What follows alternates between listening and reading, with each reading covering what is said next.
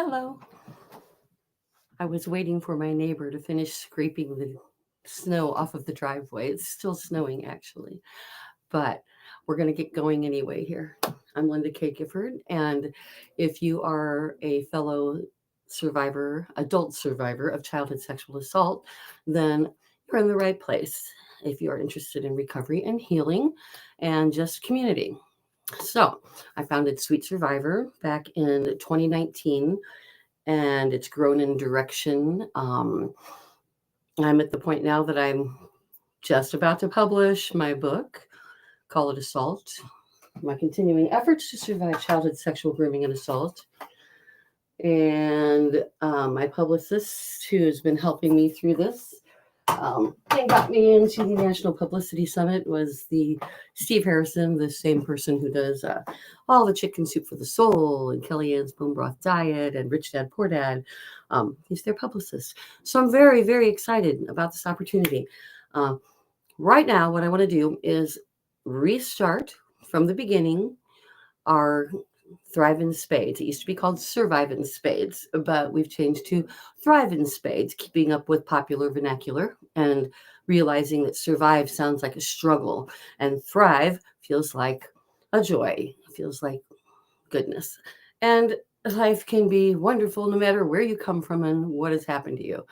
So again, if you're a fellow survivor of childhood sexual assault who is an adult over 18, if you are the partner, family, loved one, or romantic partner of a CSA survivor, this is definitely a place for you. And you are even welcome in our Zooms. Partners are welcome in our Zooms, as are medical personnel and psychiatric staff and educators and clergy who work with people with complex post-traumatic stress syndrome, which is something that most people, I believe, not going to have a stat for you on this, but I believe that most people, even if they don't know it, who have survived years of childhood trauma of any sort, have undiagnosed, at least, complex post-traumatic stress syndrome.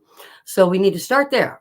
This is going to be the intro today. We're going to do an 8-week program every Wednesday at 3:00. And if you want to, if you're a survivor or partner or one of those other people who wants to join the Zoom, please message me.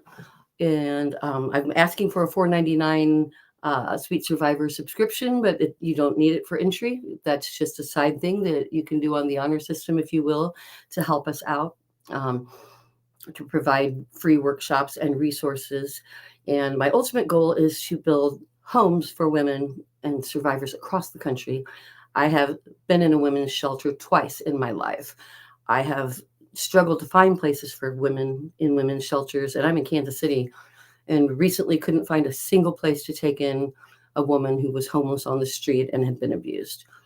This needs to stop. So I've got bigger goals. But this is our workshop. Some of you know I also host Those Nasty Women Talk.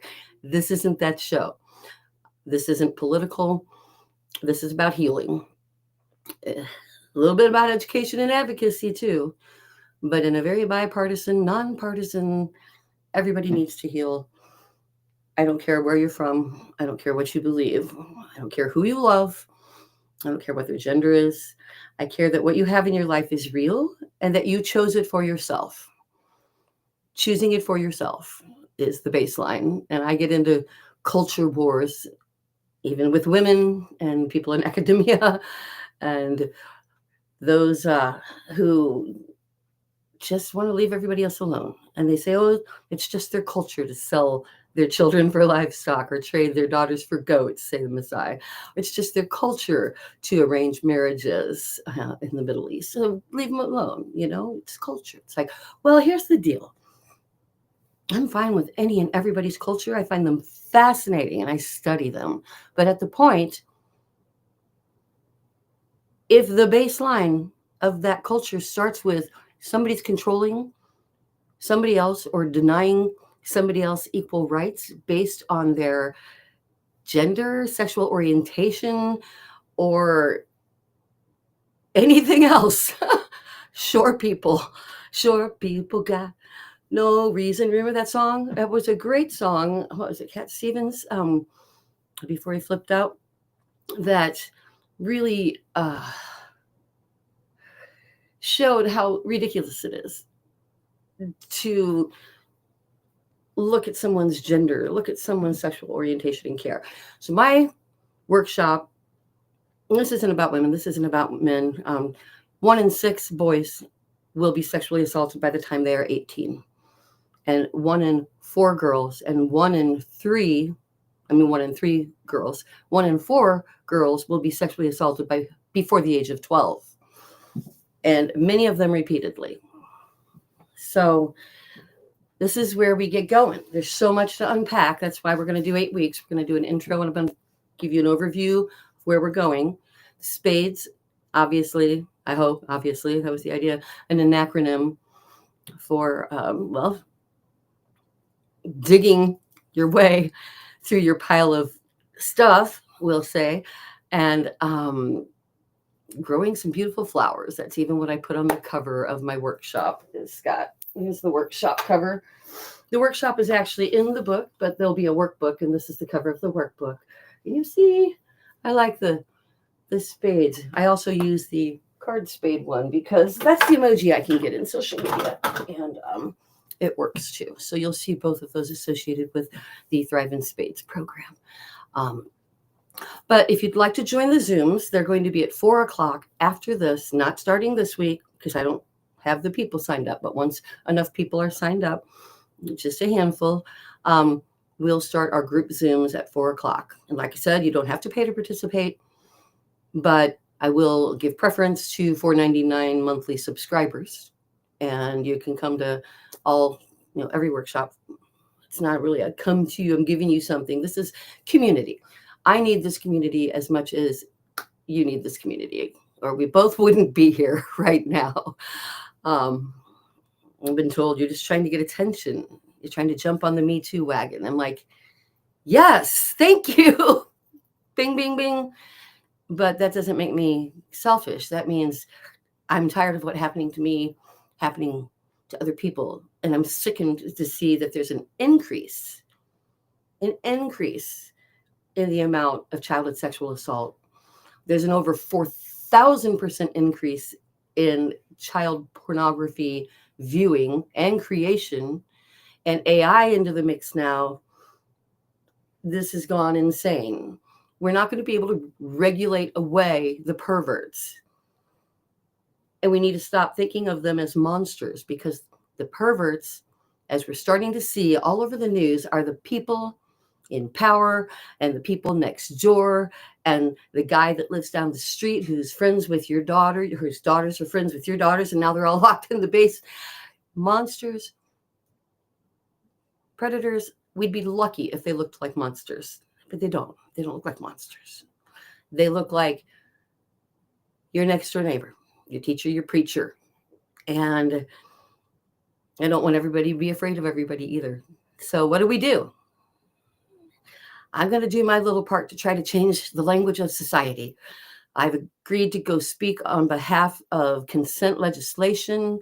I just went to the National Publicity Summit, and all but 2 people I talked to over 6 days. It was 2 weeks long, but they give you breaks. And then you go for like grueling 8-hour sessions, just back to back with producers from every major everything. And everyone said, yes, we want you on our show.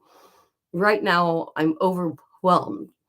I have 60 endorsement requests I'm supposed to send out, says my publicist yesterday. I have people waiting that want to book me now. So this is happening. I'm really excited about it. So let's get back to what we're doing today. We're going to intro. That's just everything going on in my world. The intro, the Thrive in Spades program. Obviously, SPADES and an acronym. S, the shame is not yours. That's where we start. The shame is not yours. P, we're going to separate the past from the present. That'll be next week is the shame is not yours. The week after that, we're going to separate the past from the present. Very, very, very hard, very tricky.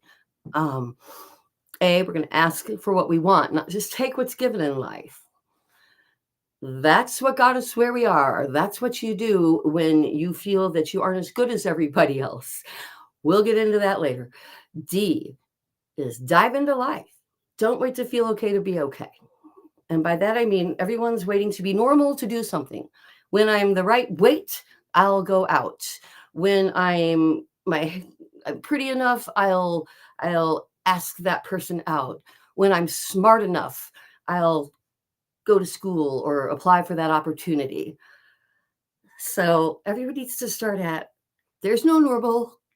You're enough at whatever it is you want to do right now. Okay, maybe if you want to be a physicist and you haven't studied physics, yeah, okay, within reason.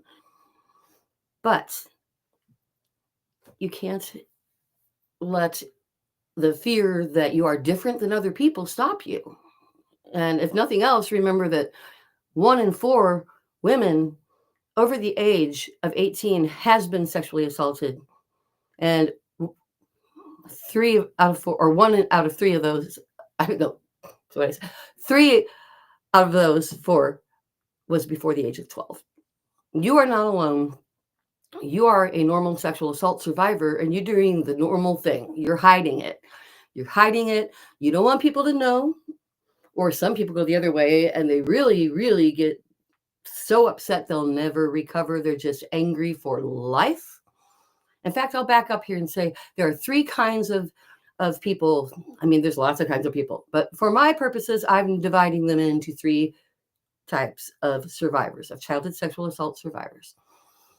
Any kind of assault survivor, any kind of survivor of trauma. There is the one who is locked in it, who it's destroying their life for real. When we all have nervous system issues and medical problems stemming from our cPTSD, whether we know it or not. But these are the people that aren't trying to face it, that either don't know at all anything that happened to them and are completely wingnutting out, or do know and they've turned it on other people. They become the violators. They become the pacifiers to violators. Worse. They allow things in their own life against their own bodies. And this is very common also for us when we get away from our assailants and don't call them abusers. That's why the name of the book is Call It Assault. They're not abusers. They're assailants. When you rape somebody, penetrate them with your penis forcefully against their will, that's not abuse. Well, it's not just abuse. It's definitely assault. And everyone I've talked to agrees with me, which is why I'm going on all of these shows to promote the book and the message. The book and the message aren't going to mean anything if nobody hears it and if you don't do something. So what I need you to do is something. I'll tell you lots of options, but you don't have to go out there as a survivor and tell everybody what happened to you if you don't want to. But do vote for women's rights and do advocate for change. Now, the second kind of person I work with, go back to the first kind of person, they're not going to get better. They blame the world. They hate everything. It's okay to hate your assailant. I hate mine. Okay. But that's a different kind of hate. I love humans. I wish he would get better. I wish he hadn't done this to me as a human being. I can't help but hate him because I have body memory that I will have forever. I have a lot of anger. And that's where we get to. The next step, E, is educate and advocate. And I say the way out of anger is by educating and advocating for change.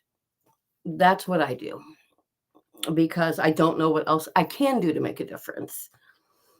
So we need to change the language of society. And I was down to the last S, spirit. Now, you don't have to, this isn't about religion. This isn't about not religion. You can think of spirituality any way you want, or your spirit, or your soul, or maybe you don't believe in souls, or look at it that way. Your inner being, your inner child. You call it what you want to call it. But that person is not your body. That person inhabits your body. Your consciousness and anything coming along with it, whatever your spiritual beliefs are, this is just inhabiting a body that cannot be ruined. And I get really upset when we talk about, when we get to the us, it's very important. And I'm really reaching out to clergy and educators to change the language that they use. Because when we are raised with to have a virginity that is kept, right? And cherished and what's the word? Protected by not only you, but the family. And you're supposed to protect this gift that you're going to give someday. And you don't want to ruin the gift of your virginity or have it stolen or taken, because then it's ruined. And if your virginity is ruined and your virginity is associated to whether you are worth marrying, worth a worthwhile being in this world, whether you chose to lose, another word I hate, your virginity, or I'd rather say participate in a sexual experience with someone consensually. And I don't like give and I don't like lose. A penis cannot change your body. The concept of virginity was created by men who thought that their penis could determine who a woman is and what her worth is. That their penis is so important that it could change you as a person. And they made you believe that. And religion, oftentimes, as wonderful as many things about people's religions are, there's the part about disparaging against women and others sometimes that you need to fight against within your own religion if you're going to keep it. You don't have to throw the baby out with the bathwater. You could maybe work within your religion for the rights of women and others. And then the flip side of that is, spiritually speaking, we need to make it so that those of us who have been raped, because I don't want to use any of those words anymore, change the language. Those of us who were raped as children or adults, we don't tell because we believe you. We've been ingrained that we're ruined now, that our precious gift is gone. That's not something we can live with. So of course we don't tell. And if we do tell, oftentimes our family doesn't tell. And in a lot of families and circumstances, they will say, you brought it on yourself. What were you doing there? Why were you wearing that? You were drinking? Stop turning it on us, is what I'm going to tell people. When we get to us, you need to not turn it on yourself. And we need to, back to E, educate and advocate, teach others to use language that doesn't leave us feeling freaking ruined. I'm sorry, but a little soap water, a lawyer, some cops, and we're going to be just fine. It's too bad that you have to have therapy now and join self-help groups like this, but we're going to be just fine together. Okay? Sometimes I need a moment. Sometimes I start to jump into what I call, and we're going to talk about this in the P section, the P week after next, the rabbit hole of crazy, which is very impolite even to myself. So let's change crazy to the rabbit hole of confusion. It's when you get on the edge of things, and this is also why it's so confusing when people say, oh, you fight, flight, or freeze. It's like sometimes you do all three at the same time, which creates a panic state. And the start of a trigger that could turn into a full-on complex PTSD experience, or a PTSD experience if yours is not complex, if you're a soldier or have a PTSD from some other traumatic event. Remember that what makes it complex is being in a situation for a very long time that you could not escape, that recurred over and over again, and where you feared for your life. So this can be people with wonderful families but stuck in combat zones. This obviously PTSD is for like the building blew up. You were in tragic, soldiers can develop cPTSD with prolonged exposure. So complex is very similar in how it presents, but there's a difference in how it's treated. Because people with PTSD, they still know that they're not the bad guy. They have the experience playing over like a video, and their mind takes over like reality. And that happens in complex PTSD too. But because of the prolonged nature and the early development, early experience of childhood trauma, childhood sexual violence being top of the list of adverse outcomes, it's trying to think of how to best say this. When you have complex PTSD, it becomes who you are as a person. You believe that you're in some way bad. I believed, and I was the daughter of a minister and a high school counselor. I believed God hated me. I believed somehow I must have done something bad to bring this on myself. I truly couldn't wrap my head around it. And at that point, I didn't give it more thought because this started with me after the age of 10. I was manipulated into sexual acts by the age of 12 and forcefully penetrated and sodomized on the same night at 14. And it sneaks up. That's the grooming part. It happens at such a young age. This person is actually somebody that you probably, if you were groomed, actually even liked for some reason. Even adults who are groomed, or young adults, often come from a terrible family background. They have no safety at home, and their groomer makes them feel safe. And they slowly, over time, introduce them to more and more things. And the flip side of that is we always talk about the groomers like they're this, like I said about monsters and predators. We think that predators look like monsters. Well, groomers aren't always people, pedophiles that planned it that way. Groomers are people with access that are missing something in their own world, evidently, that they could turn to a child sexually and look at a child sexually. Yes, they've got issues, but I'm not believing that every person in this situation who is the assailant starts out to be the bad guy. I believe it's the language of society overall that encourages us to sexualize little children. So when you're putting your daughter or letting her wear the Daisy Dukes out because everyone's doing it, reminder, the grown men want to stick their schlong up her ass and in between there. You might want to tell her that. It's hard to tell kids this stuff, but it's true. We need to gently, and I'm working on a series for young people that's gentle. But you're grown-ass women and men here, and be the parent, okay? Be the parent. I've got 3 boys, thank God. I really didn't want a daughter. I have daughters-in-laws. I love them dearly. I was scared to have a daughter. I didn't think I could do it. I would be so fearful for their safety. And I was very overprotective, one might say, of my sons too, who have all grown up to be decent, wonderful men. But our daughters need to be educated as to what grown and not so grown, but especially grown men are thinking about sex, about women's bodies, about young girls. And here's a thing. If I don't like this either, I freaking hate it.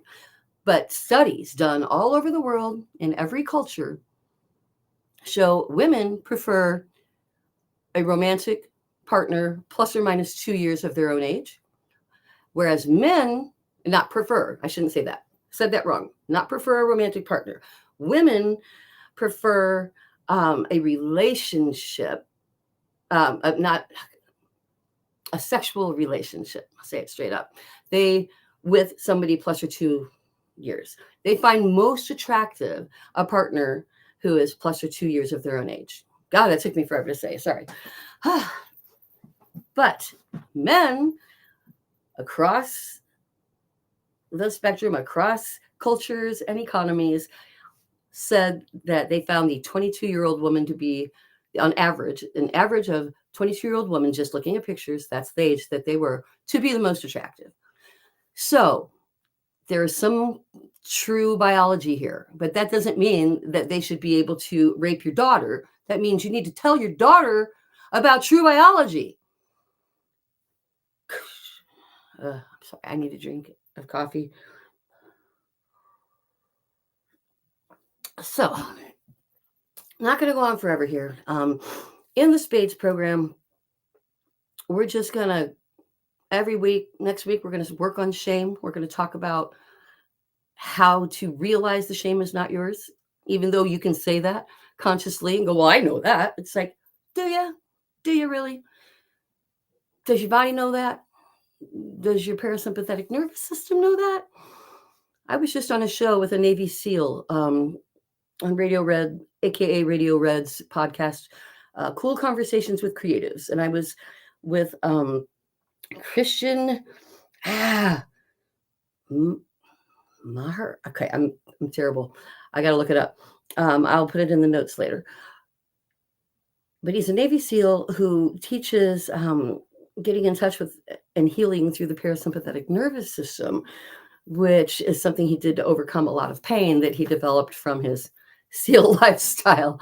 And it's very useful and crosses into what we do. We need to calm our entire nervous system. We need to realize that by not confronting our pasts of childhood sexual assault or whatever your non-confronting your past is, that you're stuffing it into your gut. You're keeping it stuffed down in here in your heart and your gut. It doesn't see the light of day. And when it tries to, it comes up like a nasty bile taste that you swallow back down. Sorry, that was disgusting, but it's true.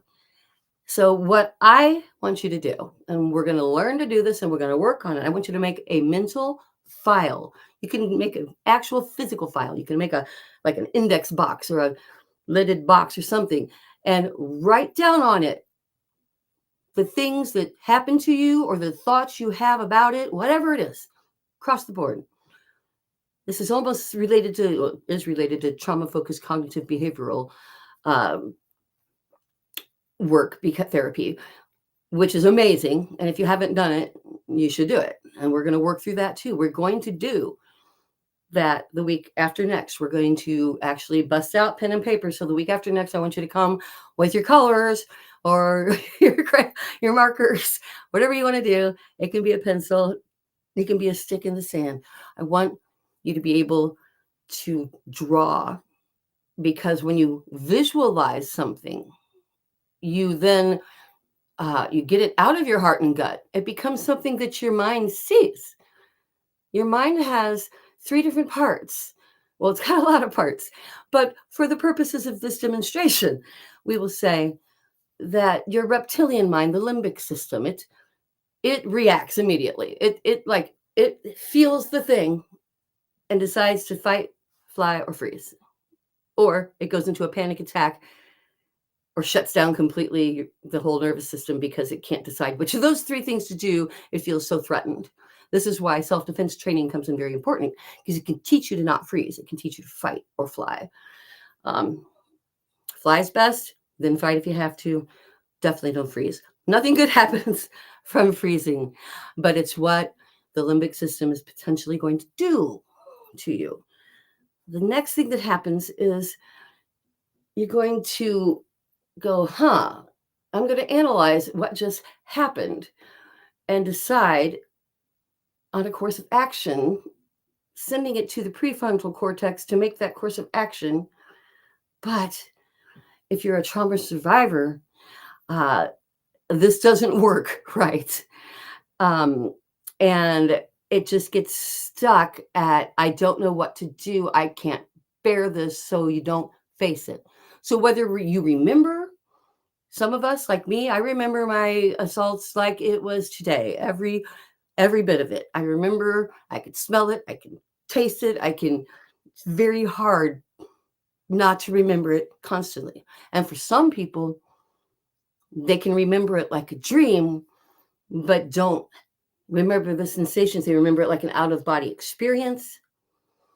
All of these are normal reactions. Everybody's different. Your brain was so young, getting back to the top here, that you develop a different neurobiology than a person who did not suffer trauma. Everybody's brain develops differently. And the level of trauma that you experience is going to have a major impact on the actual physiology of your brain, plus the way that it works. And we see in trauma survivors, when they plug in and look at the brain waves, that when the reptilian brain senses fear in a person with PTSD or cPTSD, that fear response, I mean, the thought response is just gone. It's just gone. There's just nothing going on in there. People who dissociate got nothing going on in there. They've learned to go away. And that is me. That's something I did. And we're going to learn how to dissociate for good, not evil. Because separating the past from the present really is intense. We might even do a couple days, might throw an extra day in on that, because you have to learn to recognize when it's starting to happen, which is a sensation, not a thought. You have to learn to recognize that your body's off, that your chemistry's off. You have to then pull yourself back. And we'll learn techniques to do that. We'll learn techniques to center yourself and ground yourself. And nothing's for sale, okay? Nada. The workbook will have a price if you want it like super cheap, because I have to make them. But I will get my money from people who want me to speak, and I've told them I have no interest in books, but I have no interest in charging a person like me to get help that I didn't have access to, didn't even know I needed, didn't know existed. So, drifted around a little bit at the end there. I hope I wrapped up every thought relatively completely. But saying there's a different course of treatment for PTSD or cPTSD, and that is not only getting past the trauma, but getting past the residual effects of worthlessness, of feeling that the world isn't a safe place, that people aren't safe, that relationships can't be safe, that you yourself can't be trusted because of things that you may or may not have done voluntarily. I did some stupid ass things when I got away from my assailant because I didn't respect myself, and I was capable of dissociation and freezing. We all know what that leads to, and it's not good. We'll talk about that stuff later. When I get enough people, like 5 people, we will start a Zoom, and it'll be at 4:00. It'll be after this on Wednesdays. Okay. I'll be back at 4:00 tomorrow, though, with those nasty women. And it's a little more profane and often involves my megaphone. I was looking for my megaphone. Where's my megaphone? Oh, yeah, here it is. This is my powered megaphone, which it's cracked. It's cracked.